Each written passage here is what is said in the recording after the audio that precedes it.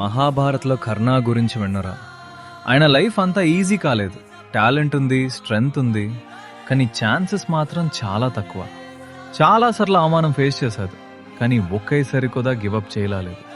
ఆయనకు ఒక strong quality ఉంది, కన్సిస్టెన్సీ. డైలీ ప్రాక్టీస్ చేశాడు, డైలీ ఇంప్రూవ్ అవ్వడం మీద ఫోకస్ పెట్టాడు. ఏ సిచ్యువేషన్లో అయినా స్ట్రాంగ్గా నిలబడతాడు.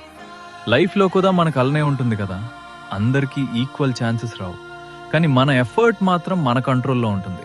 ట్రేడింగ్లో కూడా అదే, మనకి ఇమ్మీడియట్ రిజల్ట్స్ రాకపోవచ్చు, కొన్ని రోజులు లాసెస్ ఉంటాయి, కానీ మనం కర్ణలాగా డైలీ నేర్చుకుంటే, డైలీ ఇంప్రూవ్ అయితే స్లోగా మన లెవెల్ చేంజ్ అవుతుంది. ఎందుకంటే టాలెంట్ కన్నా కన్సిస్టెన్సీ ఇంపార్టెంట్. సో హారి అవ్వకండి, మీ జర్నీని నమ్మండి.